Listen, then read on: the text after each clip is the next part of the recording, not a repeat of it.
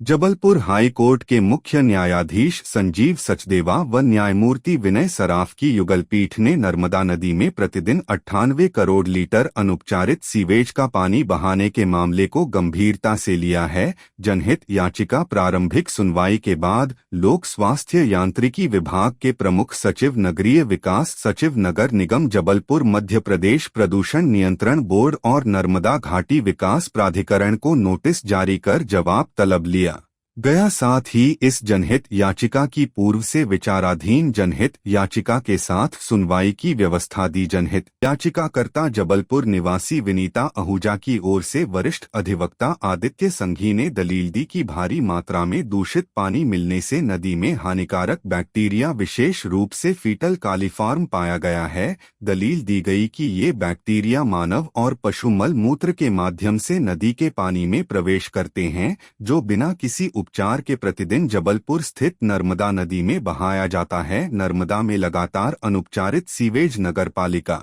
अपशिष्ट और औद्योगिक अपशिष्टों को बहाया जा रहा है। चूंकि नर्मदा नदी एक बड़ी आबादी के लिए पेयजल का प्राथमिक स्रोत है, इसलिए इसके प्रदूषण से गंभीर स्वास्थ्य खतरा और पर्यावरण को नुकसान हो रहा है। विशेषज्ञों द्वारा किए गए शोध से पता चलता है कि जबलपुर के जल में आमतौर पर क्षारीय पानी पाया जाता है। नर्मदा नदी और इसकी सहायक नदियों जैसे पर्यट में पीएच स्तर अक्सर आदर्श 8.5 सीमा से अधिक होता है। जल जीवन मिशन के तहत किए गए आकलन पर आधारित एक रिपोर्ट में खुलासा हुआ है कि मध्य प्रदेश के ग्रामीण क्षेत्रों में पेयजल के 36.7% नमूने असुरक्षित और पीने योग्य नहीं पाए गए हैं।